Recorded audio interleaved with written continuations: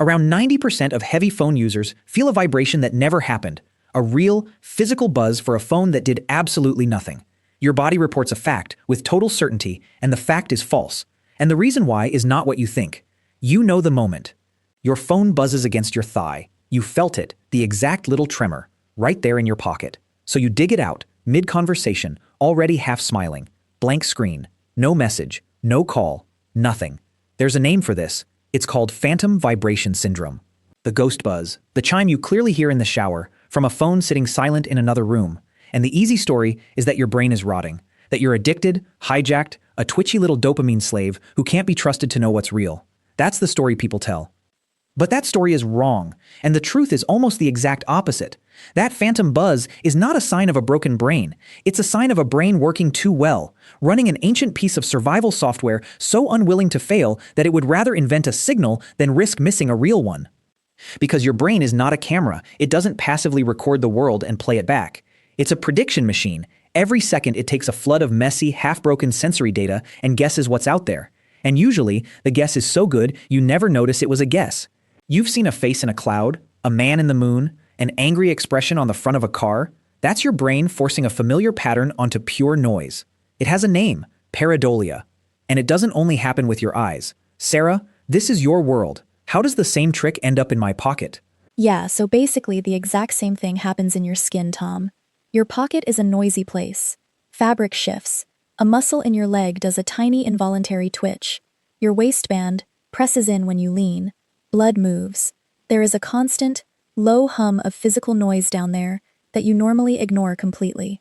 And your brain is sitting on top of all of it, asking one question over and over. Is that the phone? Most of that noise means nothing. But every now and then, a random twitch lines up just enough, and your brain snaps it onto the pattern it's been waiting for. It doesn't feel like a guess. It feels like a buzz. A real one. That's the part that gets people. The certainty. Huh. So it's a face in the clouds, except the cloud is your own leg. Okay, but Sarah, that raises the obvious question. Random noise is always down there, so why does the brain keep betting it's the phone? Why is it so eager to say yes? Because that eagerness is not an accident.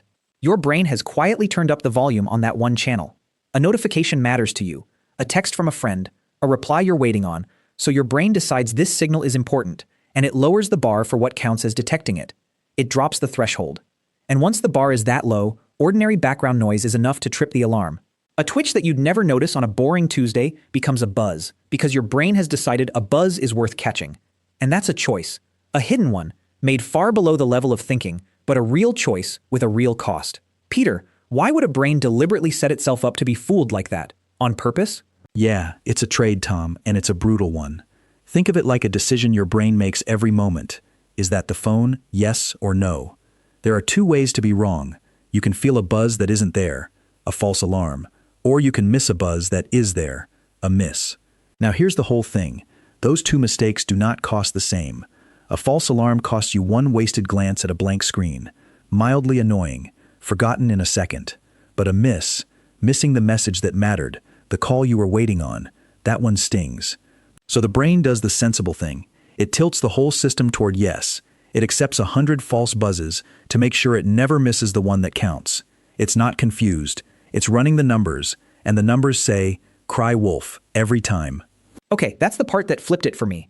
The phantom buzz isn't a bug in the system. It's the system paying its bill. It's the price you agreed to, without agreeing to anything, for never missing an alert. And you already trust a machine that works exactly like this, a smoke detector. A good one is deliberately built to be too sensitive. It shrieks at burnt toast. It goes off when you sear a steak. It is wrong constantly, and that is the point, because the one night there's a real fire, it cannot afford to stay quiet to spare your feelings. Better 1,000 screams over toast than one silent house that's actually burning. Your brain set your pocket to the exact same setting.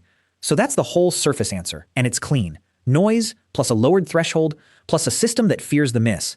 That's your ghost buzz. But it opens up a much bigger question. Why is your brain this afraid of missing a signal? A blank screen is not a house fire. Nobody dies if you get a text 10 minutes late. So where did this desperate, hair-trigger vigilance actually come from? It didn't come from the phone. The phone is only a few years old. This wiring is old, hundreds of thousands of years old. Sarah, take us back there. What was this alarm actually built to catch? So picture the version of you that this system was actually made for, Tom. Not in a pocket, in tall grass. Your ancestor is sitting in the open, and there's a soft rustle somewhere behind them. Maybe it's the wind, maybe it's a predator. Now, the same math, but the stakes are everything. Feel a threat that isn't there, and you flinch for nothing. Miss a threat that is there, and you're dead. So the brains that survived, the ones that became your brain, were the twitchy ones, the ones that jumped at every rustle. And it wasn't only about predators. That system was also listening for the group. A call, a cry, a signal that the people you needed were needing you. Missing that could mean being left behind. So this thing in your skull is not built to be calm. It's built to never, ever miss the important thing. And that's the reframe that actually lands. You didn't grow a new anxiety for your phone. Your phone just walked into a room that was already wired. That ancient, always listening, never miss the signal system was sitting there, humming, scanning for anything that might mean danger or belonging, and you handed it a glowing rectangle that lights up with exactly that. Danger and belonging. Who needs you? Who's leaving? Who's calling? Of course it latched on. It's doing the one job it has ever known how to do. Which is why the ghost gets louder at the worst possible times. Think about when you feel the most phantom buzzes.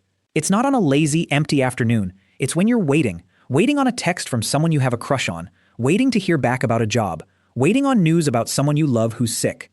The stakes go up, and the phantoms come flooding in. Peter, why does wanting it more make the ghost louder? Right, and that's not a coincidence, Tom. That's the machine turning its own dial. The more a signal matters to you, the lower your brain drops that threshold, because the cost of missing this one just went through the roof. High stakes, low threshold, more false alarms. So when you're aching for that one message, your brain floods you with fake versions of it. Buzz after buzz after buzz. Every one a blank screen. It feels like your body is taunting you. It isn't. It's just your alarm cranked to maximum, firing at shadows because it has decided that missing this particular message is the closest thing your modern life has to missing the call of the group. It would rather break your heart 100 small times than let you miss it once. And there it is. Your brain didn't lie to you. It would rather make you feel 100 buzzes that aren't there than let you miss the one that is. That's not malfunction. That's love, in the cold language of survival. So the next time it happens, the tremor, the grab, the blank screen, the little sigh, you can stop calling yourself broken. What you just felt was a Stone Age alarm system rebuilt around a smartphone in under a decade. A brain so fast, so adaptable, so unwilling to fail you that it will hallucinate a signal rather than gamble on silence.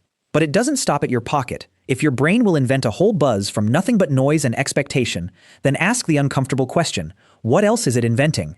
How much of what you feel right now is the world arriving through your senses, and how much is just your brain showing you its best guess and letting you believe you touched it? You never feel reality directly. You only ever feel the prediction. The phantom buzz is just the one time the guess was wrong, and you happen to check.